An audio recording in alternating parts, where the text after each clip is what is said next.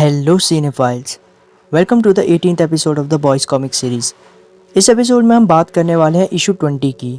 तो बिना किसी और देरी के चलिए वीडियो को स्टार्ट करते हैं। लेजेंड अपना ब्रेक लेकर वापस आ जाता है और उसके जाने तक ह्यूई लेजेंड की लिखी हुई कॉमिक्स पढ़ रहा होता है और लेजेंड के आने पर कहता है, मुझे यकीन नहीं होता कि तुम ये कॉमिक्स लिखा करते थे।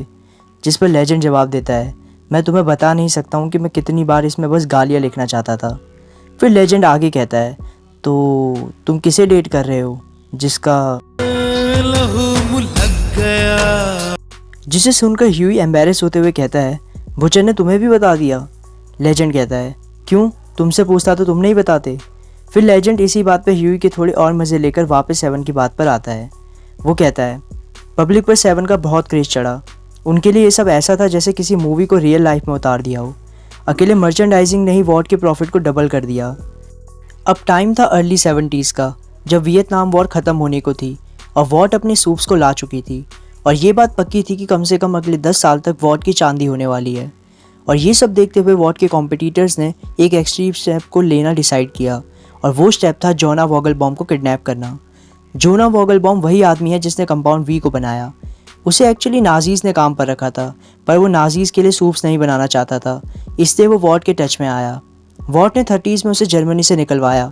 उसकी फैमिली भी उसे ज्वाइन करने वाली थी, पर किसी ने वॉगलबॉम के अमेरिका को ज्वाइन करने की बात लीक कर दी और वॉगलबॉम की फैमिली को कैंप में ही मार दिया गया। 7 वॉगलबॉम की जीत थी, क्योंकि उसने लाइफ टाइम के कई सारे एक्सपेरिमेंट्स के बाद इन्हें बनाया था, पर इन चीज़ों से उसे कभी ज़्यादा फ़र्क नहीं पड़ा। हो सकता है कि उसके लिए रिजल्ट से ज़्यादा काम मायने रखता हो, या मे बी वो कभी अपने बीवी और बच्चों की मौत के गम से बाहर ही ना निकल पाया हो। तुम सोच रहे होगे कि मैं ऐसा क्यों कह रहा हूँ कि उसे इन चीज़ों से फ़र्क नहीं पड़ता था, क्योंकि जब वॉर के कॉम्पिटिटर्स ने वॉगलबॉम को किडनैप किया और कहा कि अब तुम हमारे लिए भी सूप्स बनाओगे, वॉगलबॉम ने बिना ज़्यादा टाइम लिए अपनी नस काट कर अपनी जान दे दी। शायद वॉगलबॉम को भी समझ आ गया होगा कि उसने क्या स्टार्ट कर दिया है और ये सब अब कहाँ जाने वाला है। खैर, वॉगलबॉम के मरने से बाकी कॉरपोरेशंस के चांसेस ख़त्म हो गए और वॉट के लिए भी नए सूप्स बनाने का काम मुश्किल हो गया। वॉट के पास वॉगलबॉम के नोट्स तो थे, पर उसका दिमाग नहीं। वॉट चाहता था कि वो 7 जैसे और सूप्स बनाए, लेकिन सस्ते में, और इस सस्ते काम की अपनी एक कीमत थी। अगर तुम समझ रहे हो कि मैं क्या कहना चाह रहा हूँ। ह्यूई कहता है, मतलब उन्होंने घटिया सूप्स बनाए। जिस पर लेजेंड जवाब देता है, वो तो सारे ही सूप्स घटिया हैं। लेजेंड आगे कहता है, वॉट भी समझ गया कि अब वो 7 जैसी टीम कभी नहीं बना पाएंगे, पर और सूप्स आने से भी बिजनेस तो चल ही रहा था। अपोजिशन पूरी तरह से पीछे हट गया, क्योंकि वो नहीं चाहते थे कि उन्हें सूप्स का सामना करना पड़े। फिर लेजेंड ह्यूई को payback, teenage kicks, young Americans और जी मैन टीम्स की कॉमिक दिखाकर कहता है, बाय द वे, अभी जो तुम देख रहे हो ये वॉट की दूसरी टीम्स हैं। कंपाउंड वी के बाहर जाने का मतलब था कि हज़ारों के नंबर्स में सूप बने। बस फ़र्क ये था कि ये बिना कंपनी के बैकिंग के बने थे और बिना किसी लैब में ऑब्जर्व किए, इसलिए इनमें से 90% सूप्स में एक हाथ का भी दम नहीं है। पर अब तुम ये सोच रहे होगे कि मैं तुम्हें इन सूप्स की फ़ोटो दिखाने की जगह इनकी कॉमिक्स क्यों दिखा रहा हूँ। जिस पर ह्यूई स्माइल करते हुए जवाब देता है, क्योंकि यहीं पर तुम्हारी एंट्री होती है। क्यों? लेजेंड कहता है, बिल्कुल सही। लेजेंड आगे कहता है, अब सवाल आता है कि आखिर ये सूप्स नशे में धुत रहने और अय्याशी करने के अलावा क्या करते हैं। जिस पर ह्यूई कहता है, तुम्हारा मतलब है कि कमाते कैसे हैं। लेजेंड कहता है, मेरा मतलब है कि आखिर ये सर्वाइव कैसे करते हैं। ये जो कॉमिक्स तुम देख रहे हो, यही इन सूप्स के सर्वाइवल का ज़रिया है। हर सूप की अपनी एक कॉमिक बुक है। अगर वो लकी रहा तो उसके 2 या 3 पार्ट आ जाएंगे, ज़्यादा लकी रहा तो किसी टीम बुक में जगह या फिर अपनी खुद की एक स्टोरी लाइन मिल जाएगी। इससे ना सिर्फ उन्हें पैसा मिलता है, बल्कि एक सिक्योरिटी भी मिलती है कि लोग उन्हें भूलेंगे नहीं। और मेरा काम यही हुआ करता था जब मैं वॉट अमेरिकन के लिए काम किया करता था। मेरा काम था इन सूप्स को अच्छा दिखाना, इनकी स्टोरी में एडवेंचर और रोमांस डालना, ताकि लोग इन्हें पसंद करें। कोई भी अपने हीरो को कमज़ोर और बुरे काम करते हुए नहीं देखना चाहेगा। तो मेरा काम था उन फैंस को सपने दिखाना, ताकि वो इन सूप्स के टी-शर्ट्स खरीदे और इनके टीवी शोज़ देखे, जिससे कंपनी का मेजर प्रॉफिट आता है। ह्यूई पूछता है, और वो इन कहानियों को सच भी मानते हैं। लेजेंड कहता है, हाँ बिल्कुल, पब्लिक तो इन सूप्स के पीछे पागल है।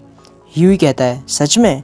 लेजेंड कहता है, तुम्हें भी तो उनकी रियलिटी कुछ टाइम पहले ही पता चली है, वरना तुम भी तो सूप्स के बारे में पहले ऐसा ही सोचते होगे। लेजेंड आगे बताता है, ये काम ज़्यादा मुश्किल नहीं था, बस हमें इस चीज़ का ध्यान रखना था कि सूप्स अगर कुछ उल्टा काम करें तो हमें उस काम को इस तरह से दिखाना है कि लोगों को उनकी सच्चाई ना पता चले। फॉर एग्ज़ाम्पल, जैसे किसी सूप ने बार में जाकर किसी से लड़ाई करी तो उस इंसिडेंट को भी हमें किसी हीरो विलन फाइट से जोड़कर दिखाना होगा, और वगैरह वगैरह। पर होमलैंडर इन सब से अलग था। वो इन छोटी मोटी हरकतें करने वालों में से नहीं था, वो एक जिंदा हथियार था। ह्यूई क्यूरियस होकर पूछता है, और वॉट ने उसे तुम्हें हैंडल करने के लिए दे दिया? लेजेंड कहता है, दिया नहीं बल्कि मैंने खुद मांगा। ह्यूई पूछता है, क्यों? उसे चैलेंज करने के लिए या कुछ और? लेजेंड कहता है, तुम कह सकते हो कि मेरे अपने कुछ रीजंस थे। खैर, वॉट होमलैंडर को 2 कामों के लिए यूज़ किया करते थे, एक तो अपनी पब्लिसिटी के लिए और दूसरा कुछ बागी सूप्स को ख़त्म करने के लिए। और ये मेरा काम था कि इन कहानियों में मैं कोई एंगल डालकर इनकी कॉमिक्स बनाऊं। और क्योंकि वॉट के पास अपना खुद का एक टीवी चैनल और न्यूज़पेपर भी है, तो उनके लिए रियलिटी को चेंज करना ज़्यादा बड़ी बात नहीं है। तभी हम बैकग्राउंड में लेजेंड की रियलिटी चेंज करने वाली बात का एक एग्जाम्पल देखते हैं, जहां वॉट की कॉमिक्स में ऐसा दिखाया जाता है कि होमलैंडर एक सुपर विलन से रिक्वेस्ट कर रहा है कि वो तबाही ना मचाए, और उसके ना मानने पर ही होमलैंडर उसे मार रहा है। पर रियलिटी में होमलैंडर बिना कुछ बात करे सीधा उस सुपर विलन के आर पार होकर उस विलन को मार देता है। लेजेंड आगे कहता है, वॉट के लिए अगला स्टेप था डिफेंस कॉन्ट्रैक्ट्स पाना, और ऐसा लग रहा था कि वॉट को कोई नहीं रोक पाएगा। इसके बाद सीन चेंज होता है और हम चलते हैं 7 के हेडक्वार्टर्स में, जहां स्टारलाइट और ए ट्रेन लैंप लाइटर के सेल की सफाई कर चुके होते हैं। और जब वो दोनों वापस अपने क्वार्टर्स में जा रहे होते हैं, तब ए ट्रेन स्टारलाइट के हेडक्वार्टर्स में पहले दिन के एक्सपीरियंस को याद दिलाकर फिर से स्टारलाइट को हैरेस करने लग जाता है। लेकिन स्टारलाइट ए ट्रेन की बेइज्जती करते हुए वहाँ से जाने लगती है, जिस पर ए ट्रेन और चिढ़ जाता है और स्टारलाइट को फिर से परेशान करने के लिए कुछ सोचने लगता है। सीन फिर से चेंज होता है और इस बार हम चलते हैं होमलैंडर और बुचर के पास, जहां लास्ट इशू में होमलैंडर गेस कर चुका होता है कि बुचर की उससे दुश्मनी सिर्फ सूप होने की वजह से नहीं है, बल्कि उसकी दुश्मनी होमलैंडर से किसी पर्सनल रीज़न से है। इसी चीज़ पर आगे बात करते हुए होमलैंडर कहता है, मतलब वो जो भी थे मैंने उन्हें जान से मार दिया था। क्यों? मैंने उन्हें जान से ही मारा होगा, तभी तुम मुझसे इतनी दुश्मनी रखते हो। क्या मैंने उन्हें इसी शहर में मारा था?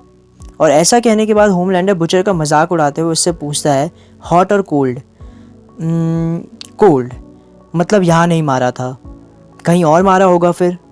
चलो, मुझे ये तो पता चल ही गया है कि वो तुम्हारे दिल के काफ़ी करीब था, यानी कि वो फ्रेंड, फैमिली या लवर में से कोई हो सकता है। तो कोई फ्रेंड, कोई ऐसा दोस्त जिसने तुम्हें बचाने के लिए अपनी जान दी हो। हॉट और कोल्ड? कोल्ड बेसिकली हॉट और कोल्ड से होमलैंडर का मतलब था कि हॉट मतलब हाँ और कोल्ड मतलब ना। होमलैंडर आगे कहता है, कोई फैमिली मेम्बर या बच्चे, कुछ तो ऐसा है जिसकी कमी अब तुम्हारी ज़िंदगी में पूरी नहीं हो सकती, इसलिए तुम बदले के एक ऐसे रास्ते पर हो जिसका कोई एंड नहीं है। ये भी कोल्ड, मे बी लवर। और ये सुनते ही बुचर गुस्से में होमलैंडर की तरफ देखता है, जिस पर होमलैंडर एक ईविल स्माइल करते हुए कहता है, हॉट। और मुझे लगता है कि वो more than just a lover थी, राइट? हॉट, यस, हॉटर मतलब मैंने तुम्हारी बीवी को मारा है। होमलैंडर आगे कहता है, मुझे कोई आइडिया नहीं है कि मैंने ये सब कैसे और कब किया। हो सकता है कि वो किसी गलत जगह पर मौजूद होगी जब मैंने किसी बड़े ऑब्जेक्ट को हवा में फेंका होगा, या कुछ और। ऑनेस्टली मुझे फ़र्क भी नहीं पड़ता, पर यह काफ़ी अमेजिंग है कि तुम इतनी सी बात पर भी एक सुसाइड मिशन पर निकल पड़े हो। तभी बुचर पहली बार कुछ बोलता है और कहता है, यू नो व्हाट, जब तुम मेरी हार्ट बीट सुनने में लगे थे और मेरे रिस्पॉन्सेस को समझकर होशियार बनने की कोशिश कर रहे थे, तब टेरर ने तुम्हारे पैर पर ये कर दिया था और तुम्हें पता भी नहीं चला। तब हम देखते हैं कि होमलैंडर के बुचर से बात करने के बीच में टेरर होमलैंडर के पैर पर हल्का हो जाता है। ये देखकर होमलैंडर को बहुत गुस्सा आता है और वो अपनी लेज़र बीम से टेरर को मारने ही वाला होता है। और ये काफ़ी आयरॉनिकल है क्योंकि अभी थोड़ी देर पहले होमलैंडर बुचर से उसकी बीवी के मरने पर भी ये कह रहा था कि तुम इतनी सी बात पे इतना गुस्सा हो रहे हो। खैर, बुचर उसे रोकते हुए कहता है, अगर टेरर को एक खरोच भी आई तो अभी के अभी लड़ाई स्टार्ट हो जाएगी। होमलैंडर गुस्से में ही पूछता है, एक कुत्ते के लिए? बुचर कहता है, हाँ, मेरे डॉग के लिए। और फिर बुचर होमलैंडर को उसी के अंदाज में चिढ़ाते हुए पूछता है, हॉट और कोल्ड? होमलैंडर चिढ़ते हुए कहता है, तुम संकी हो, ठीक है, अब तुम्हें जो करना है करो, पर अब हम भी चुप नहीं बैठेंगे। पर मैं तुम्हारी धड़कन सुन सकता हूँ, तुम। पर इतने में ही बुचर उसकी बात काटते हुए कहता है, दफ़ा हो जाओ यहाँ से।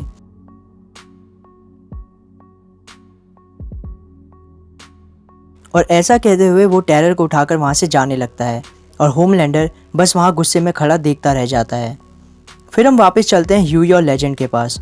लेजेंड बताता है, अपोजिशन फिर वही कर रही थी जिसमें वो बेस्ट थी, खर्चा करना। वो बस खर्चते गई और वो दोनों पॉलिटिकल पार्टीज़ के कैंपेन को सपोर्ट करने लग गई, चाहे वो लीगल कैंपेन्स हो या इलीगल। और देखते ही देखते 2/3 कांग्रेस में उनके लोग बैठे हुए थे। हर प्रेसिडेंट और वाइस प्रेसिडेंट का बस एक ही गोल था, किसी भी तरह वॉट अमेरिकन्स को रोकना, क्योंकि उन सभी को पता था कि दांव पर क्या लगा है। अगर एक भी मिलिट्री कॉन्टैक्ट वॉट के हाथ लग जाता है तो दुनिया को पता चल जाएगा कि कैसे एक एंटी मिसाइल सिस्टम वॉट के किसी सूप के हीट विजन के सामने बेकार हो जाता है। In short, her army weapon से लड़ने के लिए सूप्स को तैयार कर दिया जाएगा और फिर सिंगापुर से लेकर सऊदी अरब तक हर आर्मी चाहेगी कि उनके पास एक अपनी सूप की आर्मी हो। एंड गेस व्हाट, इस चीज़ में सबसे ज़्यादा प्रॉफिट किस कंपनी का होगा? लेजेंड बताता है, जब वॉट को किसी भी गवर्नमेंट कॉन्ट्रैक्ट को छूने की इजाज़त नहीं मिल रही थी तो उन्होंने सूप्स को ही पॉलिटिक्स में उतारने का सोचा। वॉट ने 81 के अराउंड एक सर्वे कराया कि अगर होमलैंडर इलेक्शन में उतरता है तो उसके लिए कितने लोग वोट करेंगे, लेकिन 5% से भी कम लोगों ने इस सर्वे में होमलैंडर को वोट देने के लिए हामी भरी। रीज़न सिंपल था, लोग भले ही सूप्स को कितना भी पसंद क्यों ना करते हो, पर ऑलरेडी इतनी पावर्स पर और पावर्स आना किसी के लिए भी डरावना था। तो वॉट ने लंबा गेम खेलने की प्लानिंग करी। उन्होंने अपने सूप्स को सूप्स ही रहने दिया और उन्हें सेलिब्रिटी बनाकर उनसे पैसे कमाए, और फिर इन पैसों को उन्होंने सही जगह इन्वेस्ट किया। उन्होंने ऐसे लोगों पर पैसा लगाया जो शायद एक दिन कुछ बड़ा बन पाए। महीने दर महीने, साल दर साल उन्होंने इन लोगों को और ताकतवर बनाया, और देखते ही देखते साल 2000 आ गया और अपोजिशन को नवंबर के इलेक्शंस के लिए एक परफेक्ट कैंडिडेट मिल गया था, Dakota Bob Shafer, old school Republican, एक काफ़ी हार्ड और कोल्ड पर्सन। और इसी इलेक्शन में वॉट को भी अपना एक परफेक्ट मैन मिल गया था, विक्टर के न्यूमन। मानो वॉट को उनके 20 सालों के इंतज़ार का फल मिल गया हो, क्योंकि न्यूमन वॉट का CEO भी रह चुका था। उसकी फैमिली कंपनी के साथ तब से थी जब इसका नाम VAC हुआ करता था। न्यूमन का दिमाग एक खाली बाल्टी की तरह था जिसमें कुछ भी भरा जा सकता है। ह्यूई थोड़ा कंफ्यूज होते हुए कहता है, तो वॉट को एक इडियट चाहिए था। लेजेंड कहता है, नहीं, उन्हें बस एक ऐसा बंदा चाहिए था जो स्मार्ट ना हो। कहने का मतलब है कि ऐसा बंदा जो उनकी बात माने। खैर, वॉट फाइनली अंदर तक पहुंच गया। उनका एक pro soup candidate finally presidential election में पहुंच गया था। शेफर न्यूमन एडमिनिस्ट्रेशन के पहले 8 महीनों में कुछ नहीं हुआ, पर फिर आता है सितंबर। ह्यूई, क्या तुम गेस कर सकते हो कि सितंबर में क्या हुआ था? ह्यूई कहता है, कौन नहीं बता सकता। तो लेजेंड जवाब देता है, हाँ तो बताओ। ह्यूई जवाब देता है, टेररिस्ट ने एक प्लेन ब्रुकलिन ब्रिज में क्रैश कर दिया था जिसमें हज़ारों लोग मारे गए थे, जिसके बाद अमेरिका ने पाकिस्तान पर हमला कर दिया। पर लेजेंड कहता है, टेररिस्ट ने उस प्लेन को ब्रिज पर क्रैश नहीं किया था। उनका प्लान था एयरप्लेन को ट्रेड सेंटर पर क्रैश करवाना। उन्हें ब्रुकलिन ब्रिज से कुछ फ़र्क नहीं पड़ता था। डकोटा बॉब को CIA से ऐसे किसी चीज़ होने के बारे में पहले भी वार्निंग मिली थी, इसलिए वो रेडी थे और उन्होंने कुछ प्लेन को एयरफोर्स की मदद से हवा में ही उड़वा दिया था। पर आखिरी प्लेन के साथ ऐसा कुछ नहीं हुआ और अचानक से ही सभी फाइटर्स को वापस बुला लिया गया बिना कोई रीज़न दिए, और यहीं से असली प्रॉब्लम स्टार्ट होती है। और इसी के साथ हमारा ये इशू ख़त्म हो जाता है। तो ये था the Boys issue 18, I tell you no lie GI part 3। Video पसंद आई हो तो लाइक, शेयर और कमेंट करना, साथ ही चैनल को सब्सक्राइब करके बेल आइकन को दबाना मत भूलना। So thank you for watching cinephiles. मिलते हैं नेक्स्ट वीडियो में।